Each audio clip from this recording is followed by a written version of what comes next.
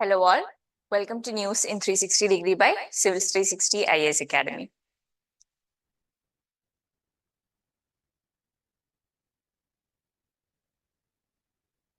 Constitution Day പ്രമാണിച്ച് Prime Minister പറഞ്ഞിട്ടുള്ള statement ആണ്.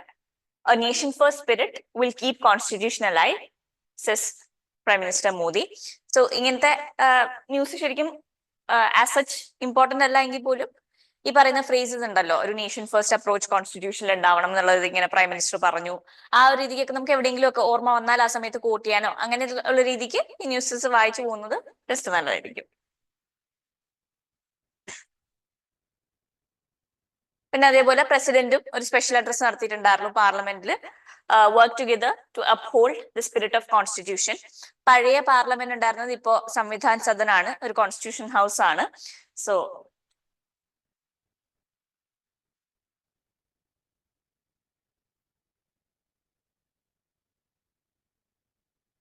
From a republic to a republic of unequals എഡിറ്റോറിയലിൽ വന്നിട്ടുള്ള ആർട്ടിക്കിൾ ആണ്. ഇന്ത്യയിലെ ഇനീക്വാളിറ്റിയെ പറ്റി സംസാരിക്കുന്ന ഒരു ആർട്ടിക്കിൾ ആണ്. ഇക്കണോമിക് ഇനീക്വാളിറ്റി, പിന്നെ നമ്മുടെ കോൺസ്റ്റിറ്റ്യൂഷനിൽ ഔട്ട്ലൈൻഡ് ആയിട്ടുള്ള ഐഡിയൽസ് ഓഫ് ഇക്വാളിറ്റി, ലിബർട്ടി. പിന്നെ കഴിഞ്ഞ ദിവസത്തെ ഇപ്പൊ സോഷ്യലിസത്തെ പറ്റി കഴിഞ്ഞ ദിവസം വേർഡിക്റ്റ് ഉണ്ടായിരുന്നു. സോഷ്യലിസ്റ്റ് എന്നുള്ള ടേം പ്രിയാമ്പിൾ നിന്ന് റിമൂവ് ചെയ്യേണ്ടെന്ന് പറഞ്ഞിട്ടുള്ള. സോ ആ ഒരു കോണ്ടെക്സ്റ്റിൽ ഇക്വാളിറ്റി എങ്ങനെയാണ് after so many years of independence equality India achieve ചെയ്യാൻ പറ്റിയോ ഇല്ലയോ, അതിൽ എന്തൊക്കെയാണ് ഇഷ്യൂസ് ഉള്ളത്, അത് ഡിസ്കസ് ചെയ്യുന്ന ഒരു ആർട്ടിക്കിൾ ആണ്.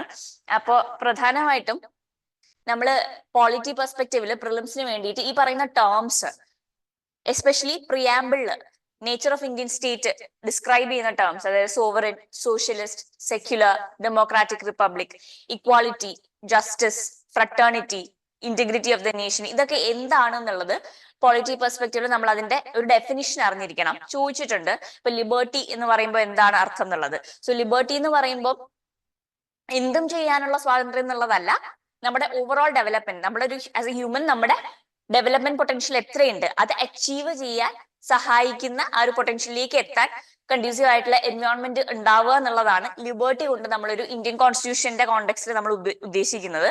സോ ആ രീതിക്ക് അധികവും മോസ്റ്റ് ഓഫൻ ദൻ നോട്ട് പ്രിലിംസിന് അങ്ങനത്തെ ക്വസ്റ്റ്യൻസ് ചോദിക്കുമ്പോൾ what you mean by equality in Indian context എന്നൊക്കെ ചോദിക്കുമ്പോൾ കോൺസ്റ്റിറ്റ്യൂഷനിൽ എന്താണ് അതിന്റെ അർത്ഥം എന്നുള്ളതാണ്. ഇപ്പൊ ഇക്വാളിറ്റിയുടെ കാര്യം പറയുകയാണെങ്കിൽ we have adopted A positive, എന്താണ് ഒരു സെക്യുലറിസത്തിന്റെ കാര്യം പറയുകയാണെങ്കിൽ ഒരു പോസിറ്റീവ് സെക്യുലർ സ്റ്റേറ്റ് ആയിട്ടാണ് നമ്മളെ തന്നെ കാണുന്നത്. ഇപ്പൊ സെക്യുലറിസം ശരിക്കും പറയാനാണെങ്കിൽ സെക്യുലറിസം ആസ് എ കോൺസെപ്റ്റ് ഇപ്പൊ ഫ്രാൻസ് പോലത്തെ നേഷൻസിലൊക്കെ there is an absolute separation between state and religion. State റിലീജിയന്റെ ഒരു കാര്യത്തിലും ഇടപെടില്ല. പക്ഷെ ഇന്ത്യൻ കോണ്ടെക്സ്റ്റിൽ അങ്ങനെയല്ല. പോസിറ്റീവ് സെക്യുലറിസം ആണ്. Equal respect to all religions, equal distance from, equal protection to all religions. അതാണ് നമ്മുടെ ഇന്ത്യയുടെ ഒരു പോസിറ്റീവ് സെക്യുലർ അപ്രോച്ച് എന്ന് പറയുന്നത്. സോ അതുപോലെ എന്തൊക്കെയാണ് ഇന്ത്യൻ കോണ്ടെക്സ്റ്റിൽ ഈ പറയുന്ന ടേംസിന്റെ മീനിങ് എന്നുള്ളത് നമ്മൾ അറിഞ്ഞിരിക്കണം. സോ ഇന്ത്യയിൽ ഒരു ലിബറൽ പൊളിറ്റിക്കൽ സ്റ്റേറ്റ്, ഒരു ഡെമോക്രാറ്റിക് സ്റ്റേറ്റ് എസ്റ്റാബ്ലിഷ് ചെയ്യാൻ കോൺസ്റ്റിറ്റ്യൂഷൻ മേക്കേഴ്സ് ഡിസൈഡ് ചെയ്തിരുന്നു.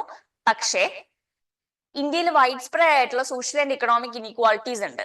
അപ്പൊ അതുകൊണ്ട് തന്നെ ഒരു liberal outlook, liberalism in the sense it is used in the west, liberalism നമ്മൾ അലോ ചെയ്ത് കൊടുത്ത, അതായത് ആൾക്കാർക്ക് അവരവരുടേതായ ഫ്രീഡം വിത്തൗട്ട് സ്റ്റേറ്റ് ഇന്റർവെൻഷൻ എന്താണ് മാക്സിമം ഇൻഡിവിജ്വൽ ഫ്രീഡം കൊടുക്കുക എന്നുള്ളൊരു ഐഡിയ ഇന്ത്യൻ കോണ്ടെക്സ്റ്റിൽ പോസിബിൾ അല്ലായിരുന്നു. കാരണം ഇന്ത്യയിൽ ഇനീക്വാളിറ്റി ഒരുപാട് എക്സിസ്റ്റ് ചെയ്യുന്ന ഒരു നേഷനാണ്. സോഷ്യൽ ആൻഡ് ഇക്കണോമിക് ഇനീക്വാളിറ്റി ഇഷ്ടംപോലെ ഉണ്ട്. അതുകൊണ്ട് തന്നെ സ്റ്റേറ്റ് കംപ്ലീറ്റ് ആയിട്ട് വിഡ്രോ ചെയ്താൽ, സോഷ്യൽ ഇഷ്യൂസ് എന്നൊക്കെ സ്റ്റേറ്റ് കംപ്ലീറ്റ് ആയിട്ട് വിഡ്രോ ചെയ്താൽ എക്സിസ്റ്റിംഗ് ഇനീക്വാളിറ്റീസ് വേഴ്സൺ ചെയ്യുമെന്ന് ഭയന്നുകൊണ്ടാണ് ഒരു positive state intervention constitution makers envision ചെയ്തത്. പോസിറ്റീവ് സ്റ്റേറ്റ് ഇന്റർവെൻഷൻ എന്ന് പറയുമ്പോൾ ഈ ആൾക്കാർക്ക് ഡെവലപ്പ് ചെയ്യാനുള്ള കണ്ടീഷൻസ് ഒരുക്കി കൊടുക്കുക, which is positive in nature. Negative intervention എന്ന് പറയുമ്പോൾ എന്തെങ്കിലും റെസ്ട്രിക്ഷൻസ് കൊണ്ടുവരിക, ബാൻ ചെയ്യുക എന്നുള്ളതാണ് നെഗറ്റീവ് ഇന്റർവെൻഷൻ കൊണ്ട് ഉദ്ദേശിക്കുന്നത്. പോസിറ്റീവ് ഇന്റർവെൻഷൻ എന്ന് പറയുമ്പോഴത്തേക്കും എനേബിൾ ചെയ്യുക, to enable the growth, to enable a positive environment.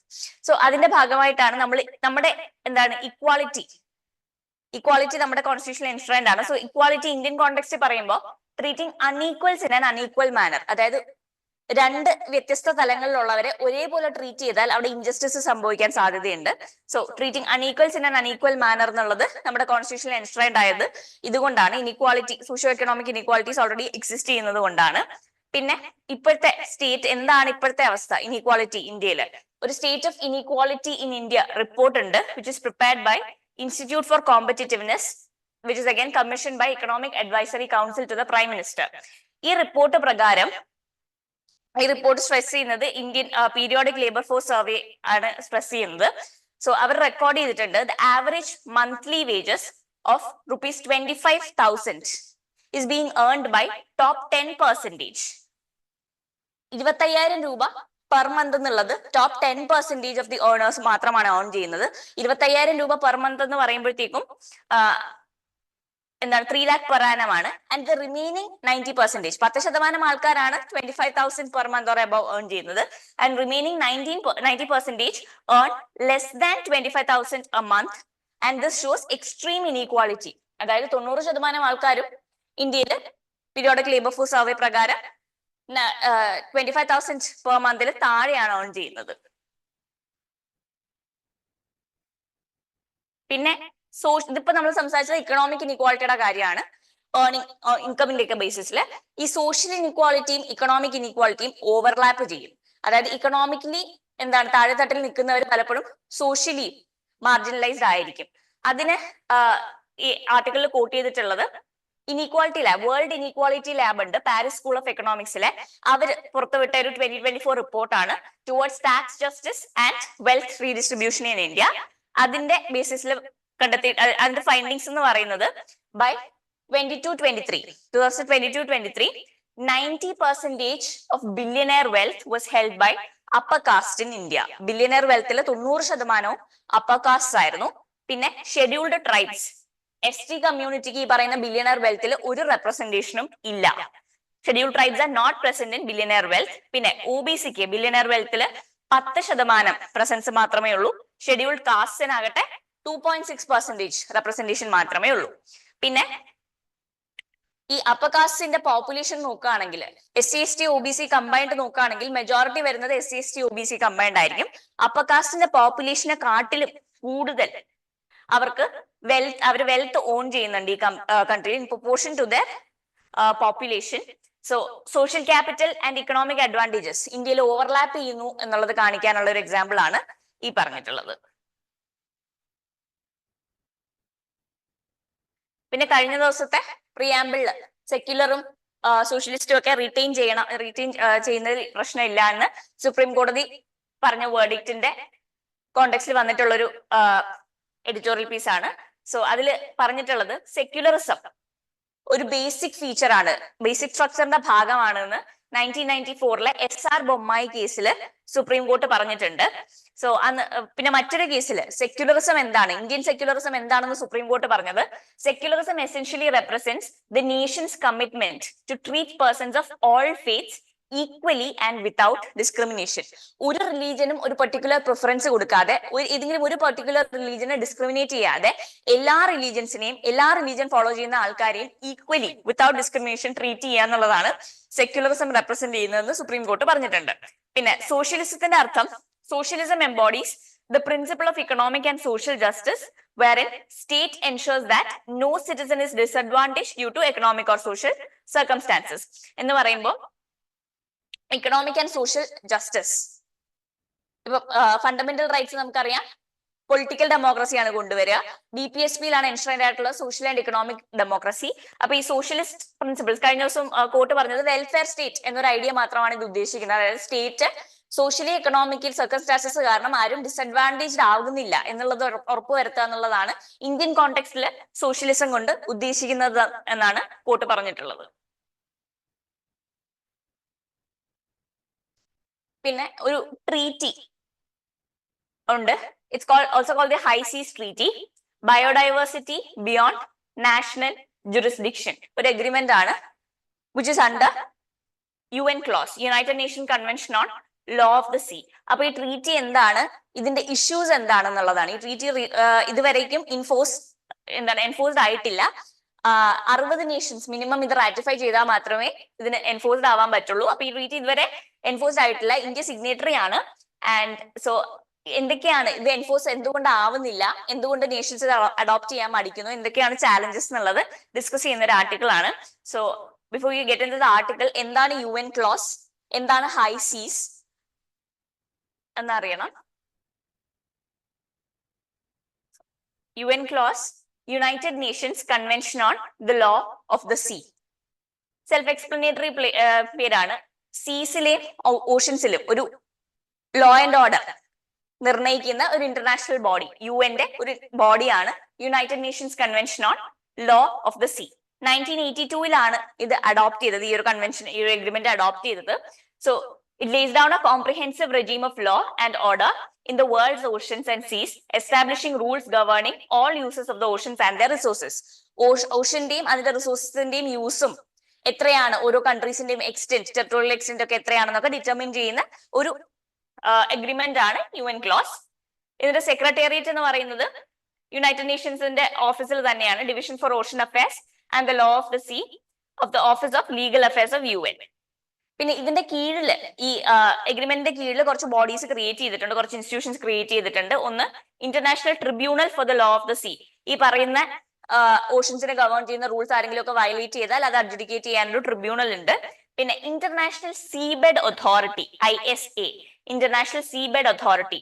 International seabed authority എന്ന് പറയുന്നത് ഈ സീലൊക്കെ മൈനിങ്ങിനുള്ള റൈറ്റ്സ്, ഇപ്പൊ ഹൈ സീസ്, ഏതെങ്കിലും ഒരു പെർട്ടിക്കുലർ നേഷന്റെ കീഴല്ലാത്ത ടെറിട്ടറീസിലൊക്കെ, സീസിലൊക്കെ മൈനിങ് റൈറ്റ്സ് ഒക്കെ ഗ്രാൻഡ് ചെയ്യേണ്ടത്, സീബെഡിലൊക്കെ ഡീപ് സീ മൈനിങ് ഒക്കെ നടത്താനുള്ള റൈറ്റ്സ് ഗ്രാൻഡ് ചെയ്യാൻ അധികാരമുള്ളത് ഈ ഒരു ഇൻസ്റ്റിറ്റ്യൂഷൻ ആണ്, ഇന്റർനാഷണൽ സീബെഡ് അതോറിറ്റിക്കാണ്.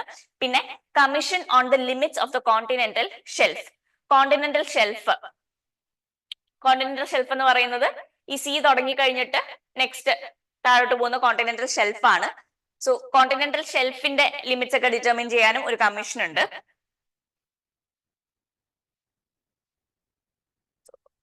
UN ക്ലോസ് ഈ ഓഷൻസിന്റെ ഏരിയാസിനെ 5 തിരിച്ചിട്ടുണ്ട്. ഒന്ന്, ഇതിനെല്ലാം ഡിറ്റർമിൻ ചെയ്യുന്നത് ഒരു ബേസ് ലൈന്റെ ബേസിസിലാണ്. ബേസ് ലൈൻ എന്ന് പറയുന്നത് ലോ വാട്ടർ ലൈൻ, സീയുടെ ഒരു ലോ വാട്ടർ ലൈനെ ബേസ് ലൈൻ ആയിട്ട് എടുത്തിട്ട് ഈ ബേസ് ലൈന്റെ വെച്ചിട്ട്, ബേസ് ലൈൻ ഒരു റെഫറൻസ് ആയിട്ട് വെച്ചിട്ട് ഇത്ര ഡിസ്റ്റൻസ് വരെ ഇത്ര, ഇത്ര ഡിസ്റ്റൻസ് വരെ ഇത്ര എന്നുള്ളതാണ് ഈ ഡിവിഷൻ നടത്തിയിട്ടുള്ളത്. So first division is internal waters. Internal waters എന്ന് പറയുമ്പോൾ ഈ ബേസ് ലൈന്റെ ഇപ്പുറം ഈ അകത്തുള്ള ഒരു കോസ്റ്റൽ സ്റ്റേറ്റ്സിന്റെ അകത്തുള്ള ഇന്റേണൽ വാട്ടേഴ്സ്, ബേ, പോർട്സ്, ഗൾഫ്സ്, ഇതെല്ലാം ഇന്റേണൽ വാട്ടർ ആണ്. പിന്നെ which are connected to the sea, those are internal waters. പിന്നെ നെക്സ്റ്റ് വരുന്നത് ടെറിട്ടോറിയൽ സീ ആണ്. ടെറിട്ടോറിയൽ സീ എന്ന് പറയുന്നത് ഈ പറയുന്ന ബേസ് ലൈൻ, റെഫറൻസ് ലൈൻ ആയിട്ട് എടുത്തിരിക്കുന്ന ബേസ് ലൈനിൽ നിന്ന് 12 nautical mile, 12 nautical miles distance വരെ ടെറിട്ടോറിയൽ സീ ആണ്. പിന്നെ ബേസ് ലൈനിൽ നിന്ന് 24 നോട്ടിക്കൽ മൈൽ വരെ കണ്ടിഗ്വസ് സോൺ ആണ്. അതും കഴിഞ്ഞ് 200 നോട്ടിക്കൽ മൈൽസ് വരെ, ഈ ബേസ് ലൈനിൽ നിന്ന് 200 നോട്ടിക്കൽ മൈൽസ് വരെ exclusive economic zone, EEZ, exclusive economic zone ആണ്. ഇതിന്റെയും അപ്പുറം, അതായത് ഈ 200 മൈൽസിലും അപ്പുറം ഹൈ സീസ് എന്ന് വിളിക്കും. ഹൈ സീസ് എന്ന് പറയുന്നത് ഒരു നേഷനും അവിടെ അധികാരമില്ല, അതൊരു കോമൺ ഹെറിറ്റേജ് പോലെയാണ്. No nations have exclusive authority over high seas. So 200 nautical miles വരെ ആ പറയുന്ന നേഷന്റെ ടെറിട്ടറിയാണ്, എക്സ്ക്ലൂസീവ് എക്കണോമിക് സോൺ വരുന്നതാണ്. ടെറിട്ടോറിയൽ സീ എന്ന് പറയുന്നത് 12 nautical miles, contiguous zone 24 nautical miles, exclusive economic zone 200 nautical miles. ഈ പറയുന്ന എത്ര വരെയാണ് എന്നുള്ളത്, 200 നോട്ടിക്കൽ മൈൽസ്, 12 നോട്ടിക്കൽ മൈൽസ്, ഇത് ഇമ്പോർട്ടന്റ് ആണ്, പ്രിലിംസിന് ഇതിന് മുന്നേ ചോദിച്ചിട്ടുണ്ട്. സോ ഇത് UN ക്ലോസിന്റെ ഡിസ്റ്റിങ്ഷൻ ആണ്. UN ക്ലോസ് ആണ് ഇങ്ങനെ ഡിവൈഡ് ചെയ്യുന്നത് ടെറിട്ടറീസ്, ഈ ഓഷൻസിന്റെ ഒക്കെ ടെറിട്ടറീസ് ഓരോ നേഷൻസിന് എത്ര ഉണ്ട് എന്നുള്ളത്. ഇപ്പൊ പലപ്പോഴും ടെറിട്ടോറിയൽ ഡിസ്പ്യൂട്ട്സ് വരുന്നതും ഇതൊക്കെ കൊണ്ട് തന്നെയാണ്. ഇപ്പൊ നമുക്കറിയാം സൗത്ത് ചൈന സീയിലൊക്കെ ഇഷ്യൂ ഉണ്ട്. സൗത്ത് ഈസ്റ്റ് ഏഷ്യൻ നേഷൻസ്, ഇപ്പൊ വിയറ്റ്നാം, ബ്രൂണൈ, ഫിലിപ്പൈൻസ്, ഇവരൊക്കെ ആയിട്ട് ചൈന കോൺഫ്ലിക്റ്റിലാണ്, സൗത്ത് ചൈന സീയിലെ പല ഐലൻഡ്സും വെച്ചിട്ട്. അതിന്റെ ഒരു റീസണും ഇതാണ്. സൗത്ത് ചൈന സീയിൽ കിടക്കുന്ന ഐലൻഡ്സിലൊക്കെ ചൈനയുടെ ടെറിട്ടറി ആയിട്ട് ക്ലെയിം ചെയ്താൽ അവർക്ക് അത്രയും തന്നെ എക്സ്ക്ലൂസീവ് എക്കണോമിക് സോണും കണ്ടിഗ്വസ് സോണും ഒക്കെ അവർക്ക് അത്രയും തന്നെ കൂടി കിട്ടും. സോ അവിടുത്തെ റിസോഴ്സസ് ഒക്കെ അവർക്ക് യൂസ് ചെയ്യാൻ പറ്റും without actually going into, ഇപ്പം ISA പെർമിഷൻ ഒന്നും ഇല്ലാണ്ടോ അല്ലെങ്കിൽ തന്നെ അവർക്ക് അത് യൂസ് ചെയ്യാനൊക്കെ പറ്റും. അപ്പൊ അതുകൊണ്ടാണ് ഈ പറയുന്ന സീസിന്റെ ടെറിട്ടറീസ് ഒക്കെ ചൈനയൊക്കെ ക്ലെയിം ചെയ്യാൻ നോക്കുന്നത്.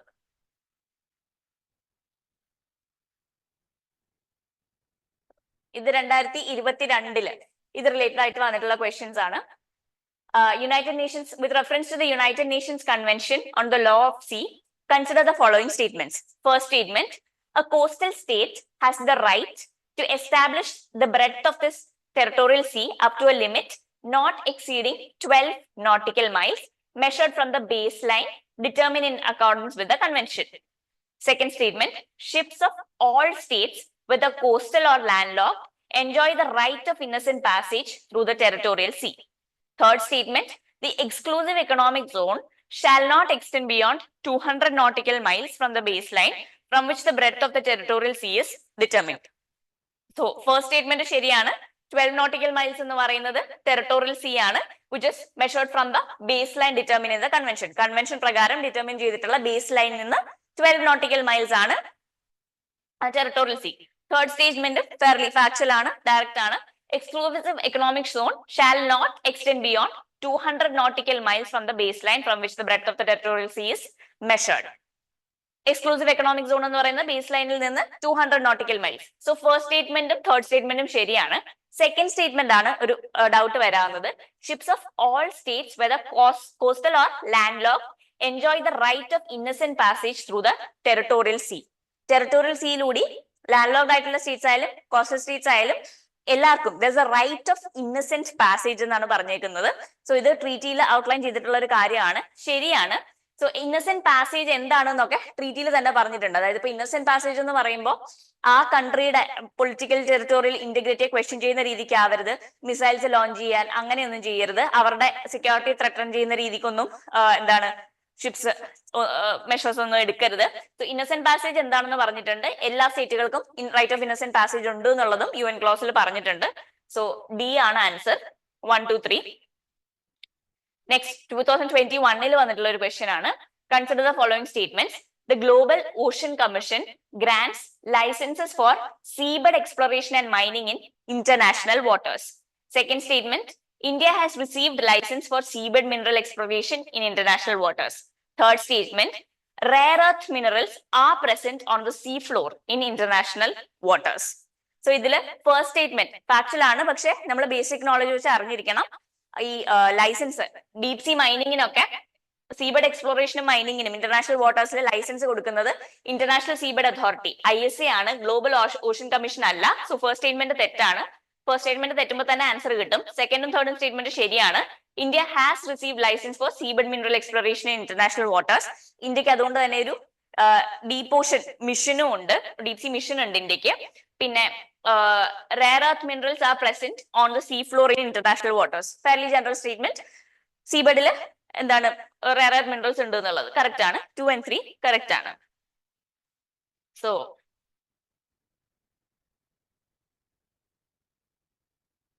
Biodiversity beyond national jurisdiction agreement, ഇത് ഒരു ഇന്റർനാഷണൽ ട്രീറ്റി ആണ്.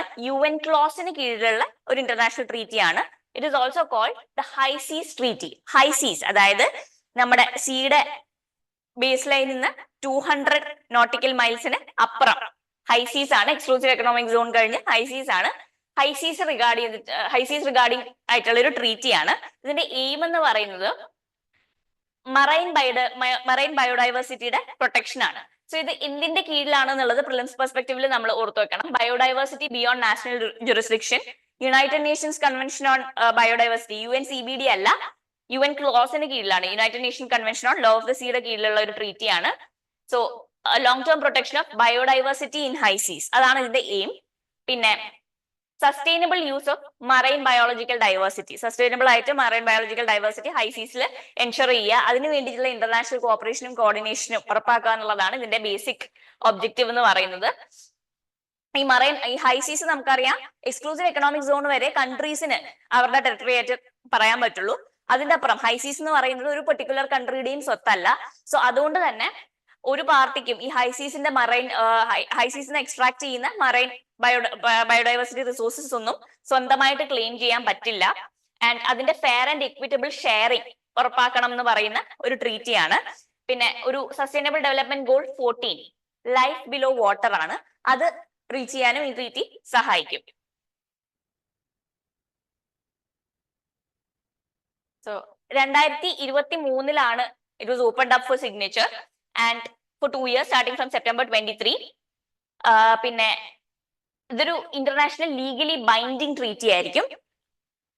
അതായത് it has to be enforce, legally binding ആണ്. ആൻഡ് 60ാമത്തെ കൺട്രിയും റാറ്റിഫൈ ചെയ്ത് കഴിയുമ്പോൾ മാത്രമേ ഇത് എൻഫോഴ്സ് ചെയ്യാൻ പറ്റത്തുള്ളൂ. അതാണ് ഇവിടുത്തെ ഒരു ഇഷ്യൂവും. കാരണം ഇതുവരേക്കും ആകെ 10-14 കൺട്രീസ് മാത്രമേ ഇതുവരേക്കും ഇത് റാറ്റിഫൈ ചെയ്തിട്ടുള്ളൂ. സൈൻ ചെയ്തിട്ടുണ്ട് പല കൺട്രീസും, പക്ഷെ റാറ്റിഫൈ ചെയ്തിട്ടില്ല. 60th കൺട്രി റാറ്റിഫൈ ചെയ്യുമ്പോൾ മാത്രമേ ഇത് എൻഫോഴ്സ് ആവത്തുള്ളൂ. പിന്നെ ഇത് UN ക്ലോസിന്റെ ഇതുപോലത്തെ 3rd എഗ്രിമെന്റ് ആണ്. ഇതിന് മുന്നേ 2 കൂടിയുണ്ട്. ഒന്ന് 1994 ഉണ്ടായിരുന്ന പാർട്ട് 11 ഇംപ്ലിമെന്റേഷൻ എഗ്രിമെന്റ്. അത് മിനറൽ റിസോഴ്സസിന്റെ എക്സ്ട്രാക്ഷനും എക്സ്പ്ലോറേഷനും ആണ് ഡീൽ ചെയ്യുന്നത്. ഇന്റർനാഷണൽ സീബേർഡ് ഏരിയ എന്നുള്ള മിനറൽ റിസോഴ്സസിന്റെ എക്സ്പ്ലോറേഷനും എക്സ്ട്രാക്ഷനും ഡീൽ ചെയ്യുന്ന implementation agreement 1994 1995 UN fish stocks agreement ഉണ്ട്. അത് അഗൈൻ മറൈൻ ഫിഷറീസിനെയാണ് ഡീൽ ചെയ്യുന്നത്. Addresses the conservation and management of straddling and highly migratory fish stock. So ഇതിന്റെ മൂന്നാമത്തെ ഒരു സപ്ലിമെന്റ് പോലെ ഒരു മൂന്നാമത്തെ എഗ്രിമെന്റ് ആണ് ഈ പറയുന്ന DBNJ. ഈ ആർട്ടിക്കിളിൽ പറഞ്ഞിട്ടുള്ള കൺസേൺസ് എന്ന് പറയുന്നത് ഇതുവരേക്കും 104 പേര് സൈൻ ചെയ്തിട്ടുണ്ടെങ്കിലും 14 പേര് മാത്രമേ ഇതുവരെ റാറ്റിഫൈ ചെയ്തിട്ടുള്ളൂ. 60 പേരെങ്കിലും മിനിമം റാറ്റിഫൈ ചെയ്യണം for this agreement to come into being. പിന്നെ ഡിസ്പ്യൂട്ട്സ് ഓവർ മാരിടൈം ടെറിട്ടറീസ്, നേരത്തെ പറഞ്ഞതുപോലെ സൗത്ത് ചൈന സീ പോലത്തെ സ്ഥലങ്ങളിൽ മാരിടൈം ടെറിട്ടറി ഡിസ്പ്യൂട്ട് ഇഷ്യൂസ് ഉണ്ട്. സോ അതുകൊണ്ട് തന്നെ മറൈൻ പ്രൊട്ടക്റ്റഡ് ഏരിയാസ് ആര് പ്രൊട്ടക്ട് ചെയ്യും എന്നുള്ളതിന്റെ കാര്യത്തിലൊക്കെ കുറച്ച് കൺഫ്യൂഷൻസ് ഉണ്ട്. പിന്നെ ഇത് അഡോപ്റ്റ് ചെയ്താൽ മറൈൻ പ്രൊട്ടക്റ്റഡ് ഏരിയാസ് ഒക്കെ ആയിട്ട് ഡിക്ലെയർ ഒക്കെ ചെയ്താൽ ഈ കോസ്റ്റൽ കമ്മ്യൂണിറ്റീസ് ഉണ്ട്, മറൈൻ റിസോഴ്സസിൽ ഡിപ്പെൻഡന്റ് ആയിട്ട് അവരുടെ ലൈവ്ലിഹുഡ് അതിൽ ഡിപ്പെൻഡന്റ് ആയിട്ടുള്ള കോസ്റ്റൽ കമ്മ്യൂണിറ്റീസ് ഉണ്ട്. അവരെ എങ്ങനെ ബാധിക്കും എന്നുള്ളൊരു കൺസേൺ പ്രത്യേകിച്ച് ബേ ഓഫ് ബംഗാൾ സ്റ്റേറ്റ്സിനൊക്കെ അതുണ്ട്. പിന്നെ മറൈൻ ജനറ്റിക് റിസോഴ്സസ് എങ്ങനെ യൂസ് ചെയ്യണം എന്നുള്ള കാര്യത്തിൽ ഒരു കണ്ടൻഷൻ ഉണ്ട്. അതായത് ഈ ട്രീറ്റിയിൽ പറയുന്നതെന്ന് വെച്ചാൽ മറൈൻ ജനറ്റിക് റിസോഴ്സസിൽ നിന്ന് കിട്ടുന്ന പ്രോഫിറ്റ്സ് ഒരു ഗ്ലോബൽ ഫണ്ടിലേക്ക് പോകണം എന്നുള്ളതാണ്.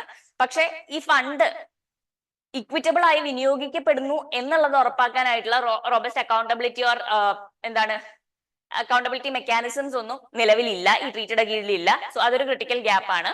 പിന്നെ capacity building and technology transfer especially for middle income countries, ഇതിന് വേണ്ടിയിട്ടുള്ള ഈ ഡീപ് സീ എക്സ്പ്ലോറേഷനും പ്രൊട്ടക്ഷനും വേണ്ടിയിട്ടുള്ള കപ്പാസിറ്റി ബിൽഡിംഗും ടെക്നോളജിയും ഒന്നും ഉണ്ടാവില്ല മിഡിൽ ഇൻകം കൺട്രീസിനൊക്കെ. അപ്പൊ അതൊരു ഫൈനാൻഷ്യൽ ബേർഡൻ ആണ്.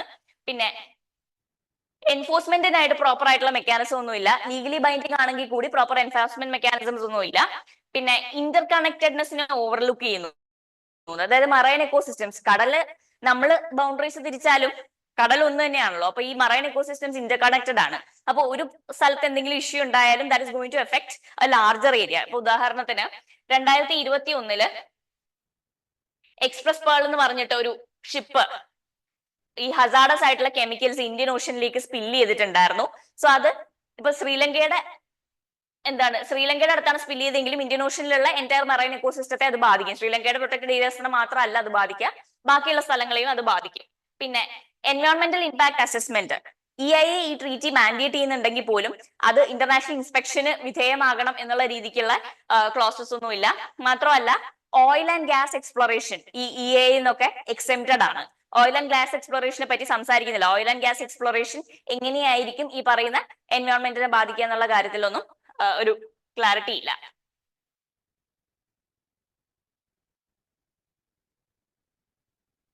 അടുത്ത ന്യൂസ് സെൻട്രൽ പറഞ്ഞിട്ടുണ്ട്, milk meat and egg production increased in 2023-24.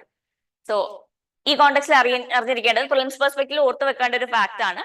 As of now, India is the largest producer of milk globally and the second largest producer of eggs. India എന്തിന്റെയൊക്കെ largest producer ആണ്, എന്തിന്റെയൊക്കെ second largest producer ആണ് എന്നൊക്കെ ഉള്ളത് നമ്മൾ prelims പെർസ്പെക്റ്റീവിൽ അറിഞ്ഞിരിക്കേണ്ട ഒരു fact ആണ്. As of now, India is the largest producer of milk and second largest producer of eggs globally. പിന്നെ മിൽക്ക് പ്രൊഡ്യൂസ് ചെയ്യുന്ന സ്റ്റേറ്റ്സ് ഏറ്റവും കൂടുതൽ as of now ഉത്തർപ്രദേശ് ആണ്, followed by Rajasthan, followed by Madhya Pradesh. So ഗുജറാത്തിൽ അമൂലൊക്കെ ഉള്ളതുകൊണ്ട് ഗുജറാത്ത് ആണ് നമ്മൾ വിചാരിക്കും, പക്ഷെ മധ്യപ്രദേശും കഴിഞ്ഞ് 4th ആണ് ഗുജറാത്ത് വരുന്നത്. ഏറ്റവും കൂടുതൽ മിൽക്ക് പ്രൊഡ്യൂസ് ചെയ്യുന്ന സ്റ്റേറ്റ് ഉത്തർപ്രദേശ് ആണ്, ഫോളോഡ് ബൈ രാജസ്ഥാൻ. എഗ്സിന്റെ കാര്യത്തിൽ ഏറ്റവും കൂടുതൽ എഗ്സ് പ്രൊഡ്യൂസ് ചെയ്യുന്നത് ആന്ധ്രാപ്രദേശ് ആണ്, ഫോളോഡ് ബൈ തമിഴ്നാടു. പിന്നെ മീറ്റിന്റെ കാര്യം പറയുകയാണെങ്കിൽ അത് ആർട്ടിക്കിൾ മെൻഷൻ ചെയ്തിട്ടുണ്ട്. മീറ്റ് ഏറ്റവും കൂടുതൽ the kind of meet produced is poultry. Poultry ആണ് ഏറ്റവും കൂടുതൽ മീറ്റ്. അത് കഴിഞ്ഞിട്ടേ പിന്നെ ബഫലോയും കാറ്റിലും ഒക്കെ വരുന്നുള്ളൂ.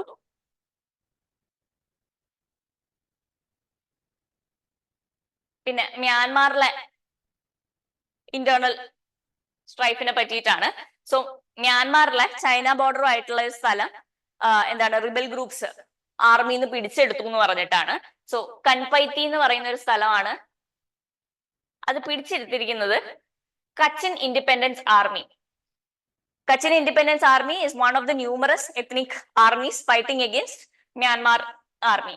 സോ കച്ചിൻ എന്ന് പറയുന്നത് ഈ നോർത്തേൺ മോസ്റ്റ് സ്റ്റേറ്റ് ആണ്. മ്യാൻമാറിലെ നോർത്തിലുള്ള ഒരു സ്റ്റേറ്റ് ആണ് ഈ കച്ചിൻ എന്ന് പറയുന്നത്.